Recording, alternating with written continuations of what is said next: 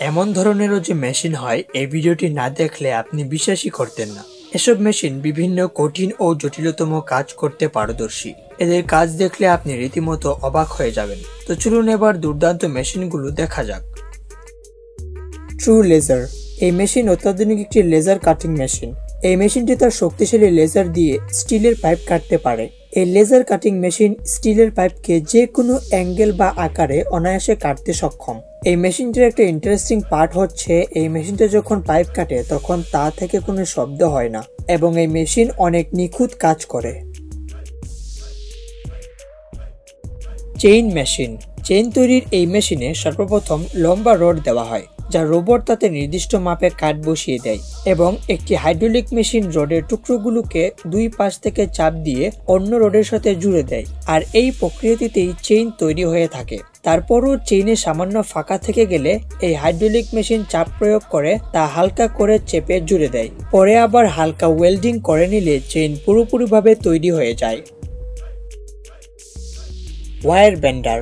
এই মেশিনটা পৃথিবীর দ্রুততম ওয়্যার বেন্ডিং মেশিন। মেশিনটার ফিচার হলো এটি যে কোনো তারকে ভিন্ন ভিন্ন আকারে বাঁকা করতে পারে। এটি একটি সিএনসি মেশিন যা এই মেশিনটি তারকে জিগজ্যাগ, সার্কেল এবং আরো ভিন্ন ভিন্ন আকারে বাঁকা করতে পারে। Big spring machine. ফ্যাক্টরিতে বড় আকারের এবং ভারী ভারী স্প্রিং তৈরির জন্য প্রথমে স্টিলের ভারী রডকে চাপ দিয়ে গরম করা হয়। তারপর রডটাকে একটি রোলিং মেশিনে আটকে বসানো হয়। তারপর মেশিনটি ধীরে ধীরে রোল হতে থাকে, তার সাথে স্টিল রড ঘুরতে থাকে, একটি স্প্রিং এর আকারে চলে আসে। পরে এটাকে ঠান্ডা তরল পদার্থে ডুবিয়ে রাখা হয় যাতে স্প্রিং অনেক শক্ত ও মজবুত হয় আর এভাবেই মূলত তৈরি হয় এই দানবীয় স্প্রিংগুলো। Laser engraving. আমরা যে জিন্স প্যান্টগুলো পরি ওগুলোকে আরো আকর্ষণ করার জন্য তার উপর লেজার মেশিনের মাধ্যমে এনগ্রেভিং করা হয়। লেজার জিন্স প্যান্টগুলোর ওপর ডিজাইন তৈরি করে যার ফলে প্যান্ট দেখতে আরো স্টাইলিশ লাগে। জিন্স প্যান্টগুলোকে আরো আকর্ষণ করার জন্য দীর্ঘদিন ধরে বিভিন্ন কোম্পানিগুলো এভাবে লেজার এনগ্রেভিং মেশিন ব্যবহার করে আসছে। সর্বশেষে ওয়াটার জেট।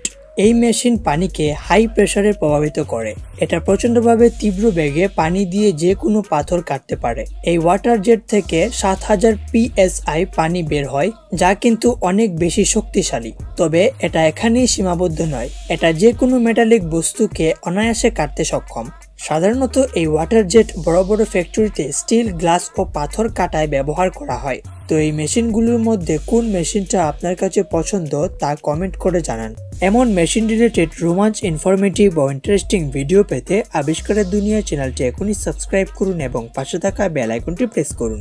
তো ইনশাল্লাহ দেখা হচ্ছে পরবর্তী ভিডিওতে, ততক্ষণ পর্যন্ত ভালো থাকুন।